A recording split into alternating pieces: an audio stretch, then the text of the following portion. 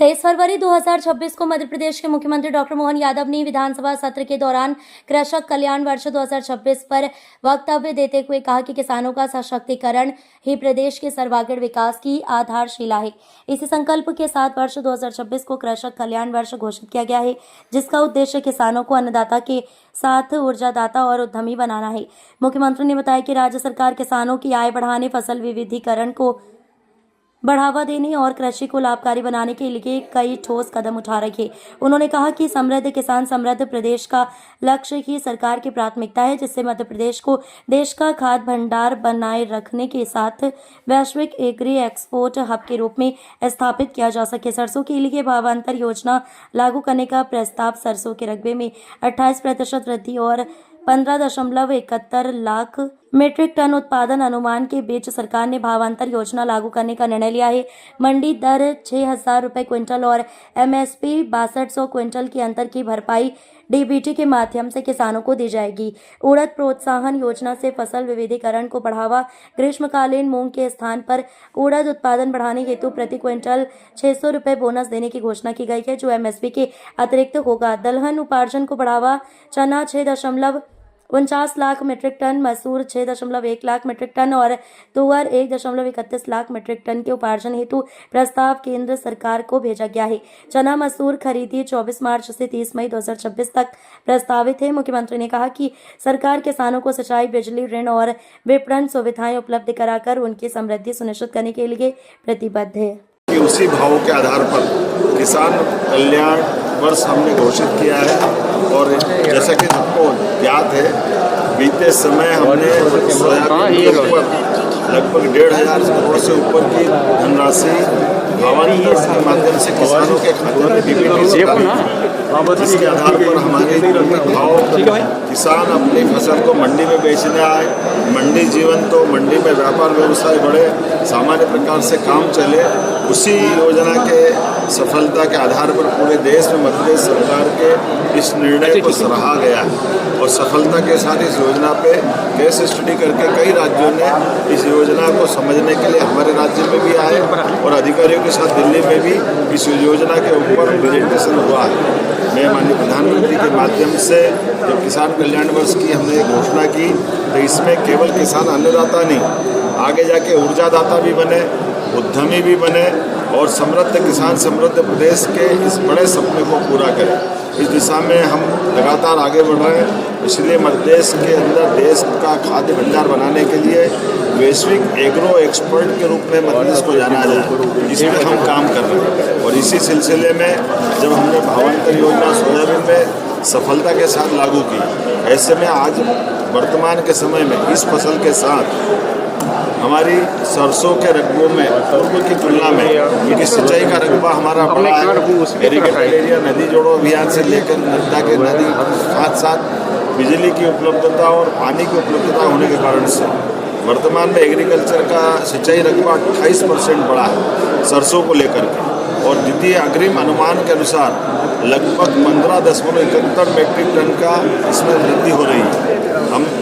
इस तरह से इस सरसों के उत्पादन को भी प्रोत्साहन देने की नीति पे काम कर रहे हैं। यही कारण है कि वर्तमान में अभी सरसों के भाव 5500 से लेकर 6,000 तक है, कई बार इसके रेट और गिर जाते हैं। ऐसे में हमारी माननीय मोदी जी के माध्यम से भारत सरकार की MSP 6,200 रुपये प्रति क्विंटल की, और इस आधार पर हमारे किसानों को उनकी MSP का दाम मिलना ही चाहिए, इसलिए हम काम कर रहे हैं। इसलिए उनकी उपज के उचित मूल्य दिलाने के लिए प्रावधान और पात्रता के अनुसार भावांतर योजना के बलबूते पर हम पंजीयन करना प्रारंभ कर रहे हैं और FAQ के आधार पर न्यूनतम समर्थन मूल्य किसानों को मिले, इसलिए हमने इस योजना पर काम करना प्रारंभ किया और इसी आधार पर आगे जा कर के ये तिलहन का रकबा भी हमारे प्रदेश में बढ़े, इस पर हम काम कर रहे हैं। जब आज राज्य की औसत उत्पादकता की तरफ देखें तो हमने उसकी पात्रता अनुसार उसके भुगतान की सारी योजना बनाई। मुझे इस बात की प्रसन्नता है कि हमने सोयाबीन के समान जब इधर सरसों पे आगे बढ़ रहे हैं तो ये उसी प्रकार से एक बड़ी धनराशि देने के लिए भी हम किसान को तत्पर है, ताकि किसान की हर हालत में MSP पे उसकी फसल का सही दाम मिले। और तीसरी फसल के लिए, चूँकि बिजली पर्याप्त है किसानों के लिए, और तीसरी फसल भी लोग हम अपने खेतों में अलग अलग प्रकार से मूंग और अन्य प्रकार की फसल लगाते हैं, लेकिन हमने कहा कि मूंग के बजाय अगर आप उड़द लगाएंगे तो उड़द की डिमांड देश में भी और विदेश में बहुत ज़्यादा है। उसकी तुलना में अगर उड़द लगाएंगे तो हम उसको प्रोत्साहन देने के लिए हमारी सरकार ने एक निर्णय लिया है। 600 रुपये प्रति कुंटल का अलग से बोनस हमारी सरकार के द्वारा दिया जाएगा। अभी तीसरी फसल लगना बाकी है। ऐसे में आप सबके माध्यम से मैं अपील करना चाहूँगा अपने किसान भाई बहनों से कि फसल के विविधीकरण के लिए, आपकी आय बढ़ाने के लिए और संतुलित दलहन उत्पादन की दृष्टि से ये निर्णय बड़ा दूरंदेशी वाला है और विपणन समस्याओं की चुनौती से निपटने के लिए हमने ग्रीष्मकालीन फसल के लिए ये 600 रुपये का बोनस दिया है। उम्मीद करेंगे कि किसान इसका ज़रूर से लाभ उठाएंगे। साथ ही दलहन में भी हमारा राज्य बहुत तेज़ गति से आगे बढ़ रहा है। आज की स्थिति में दलहन में हम देश भर में नंबर 1 पे हैं। इसमें और आगे बढ़ाने के लिए हमने अपने मसूर, चना फसल ये प्राइस सपोर्ट स्कीम के अंतर्गत चना 6.49 लाख मीट्रिक टन, मसूर 6.1 लाख मीट्रिक टन का उपार्जन का प्रस्ताव हमने भारत सरकार को भेजा है और वहाँ के सकारात्मक संदेश हमको मिले। माननीय मोदी जी की सरकार, माननीय तमाम प्रकार के कृषि मंत्री और हमारे वाणिज्य मंत्री सब ने आश्वस्त किया है कि हमारा चना, मसूर, उड़द जिस प्रकार से हमारे राज्य में हो रहा है, इसके उपार्जन के लिए वो हमको नाफेड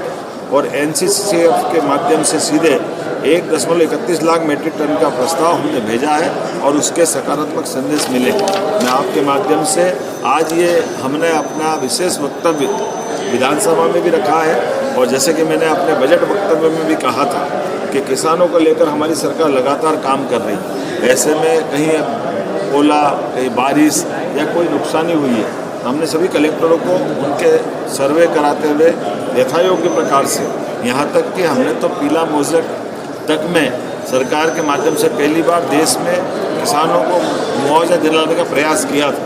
और उम्मीद कर रहे हैं आने वाले समय में ऐसे सभी कामों के बलबूते पर किसानों की आय बढ़े, उनके कष्ट के समय सरकार खड़ी रहे और उनको सही दाम MSP पे मिले। इस बात के लिए हमारी सरकार प्रतिबद्ध है। आइए हम सब मिलकर के राज्य की प्रगति के लिए, किसान की बेहतरी के लिए आगे बढ़े। इसी भाव के आधार पर मैंने अपनी बात कही।